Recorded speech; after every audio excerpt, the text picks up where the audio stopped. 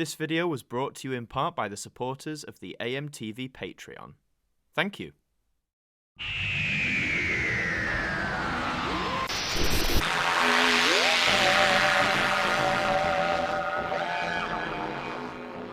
Hello there folks, and welcome back to Weird Who. The premise remains as simple as ever for this show. We find a piece of Doctor Who related content that's a bit on the quirky side, and we talk about it. This time around, I've got something that's very old, but also wonderfully bizarre, and it all has to do with shavers.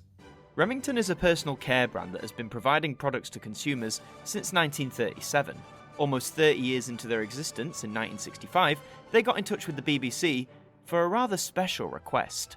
1965 was the absolute peak of Dalekmania. At the start of the year, the Pepperpots had recently finished their second outing in Doctor Who, and the wave of dedicated toys, books and other related ephemera began pouring into shops all across the UK. The peak of this exposure for the Daleks came in the summer, when a feature-length film, Doctor Who and the Daleks, premiered in cinemas. Starring Peter Cushing, the movie was cross-marketed with shops and licence holders, resulting in August of 1965 becoming the most successful month of the year in terms of sales of Dalek-related merchandise. But as Christmas of 1965 approached, the wave was dying down. The Daleks themselves were still very popular.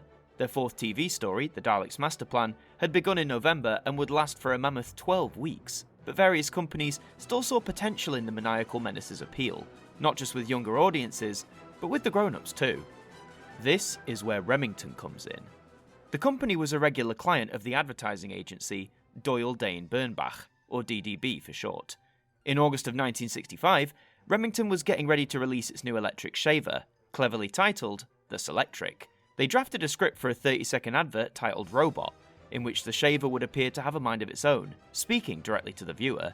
With Dalekmania at its absolute peak in August, the desire to have the new shaver associated with the metal monsters seemed like a no-brainer. On the 4th of October, a representative of DDB wrote to the BBC and described the Selectric as a very sophisticated instrument, and what one might describe as an intelligent machine. Our commercial makes use of this type of concept, and we wish to have the dialogue spoken by Peter Hawkins using the Dalek voice. Now, it's important to note, DDB and Remington wished for Hawkins to use the Dalek voice, but there would be no specific reference to the creatures themselves, both on screen and in the scripted dialogue. The letter confirms this, as it mentions that Hawkins had made certain other commercials, some associated directly with Dalek products, others without such direct association, as that would be the case with our commercial. The BBC agreed, and Peter Hawkins was soon recording the short script for the advertisement, which eventually screened on ITV over the Christmas period of 1965.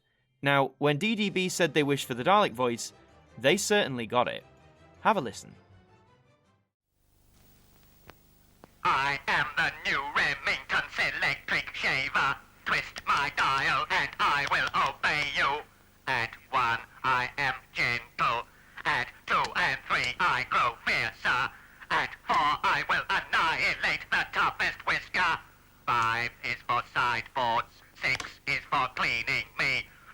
Thank you. That will be £8.19 and 6p. Well, that was interesting, wasn't it? The advert itself is wonderfully simple. The shaver moves around the screen, has control over its own dial, and communicates to the viewer the various functions that it can perform. I like how when discussing the different settings, Hawkins goes from a lower, calmer tone for setting 1 to a gradually more riled up aggressive tone the further up we go. It also tickles me when the shaver says, "Thank you," because naturally I'm imagining a Dalek giving this speech. The notion of a Dalek saying thank you so pleasantly is hilarious. Also, note the price. That will be £8.19 and 6p. £8.19 shillings and sixpence? That may not sound like much, but that would have been a ton of money back in 1965. Adjusted for inflation, £8 in 1965 would cost £158.41 in 2020. So that gives you the idea that this Selectric was an expensive, albeit impressive item for its day. But whilst it is highly amusing and charming to hear a Dalek advertise a new shaver, things were about to come crashing down for all parties involved. As the advert went out over Christmas, it was brought to the attention of Beryl Virtue, who was Terry Nation's agent at Associated London Scripts, or ALS for short.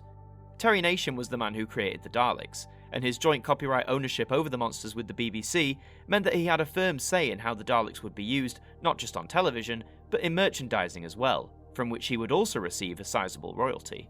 Not only had Virtue been shocked to hear what sounded like a Dalek going over this advert, but she firmly believed the word exterminate had been used, which had quickly become the Dalek's catchphrase. She was mistaken in this belief, as the word annihilate had been used instead. At 4 I will annihilate the toughest whisker. That was a word that Daleks had used on TV, but it was far from being the predominant catchphrase. Annihilate! Annihilate! Nevertheless, Virtue agreed with BBC Television Enterprises that a lawyer from her agency would be in touch with Remington and tried to claim damages for what she believed was a blatant copyright infringement. However, when she received a reply from Remington in early January of 1966, she was shocked to discover that the company claimed that the BBC had been contacted about the script and use of the Dalek voice, and that they'd in fact given them the go-ahead. Enraged by this information, Virtue wrote back to BBC Television Enterprises, expressing her frustration at this clear breakdown in communication. But this breakdown was one of the many potential problems that arose from the Daleks being owned by two separate entities. In a gesture of goodwill, Remington pulled the robot advert from airing on TV in early 1966, which is a shame, as it's a fun little time capsule of a commercial that not only shows off what was the impressive new product of the time, but also gives an insight into how big the Daleks were. They were all over the telly, the cinema, the toy shops, the department store windows, but whilst they were the most popular with younger consumers, the older demographic did too have an affinity with the machines, and Remington tried to use that affinity for their own commercial benefit, as short-lived as it was.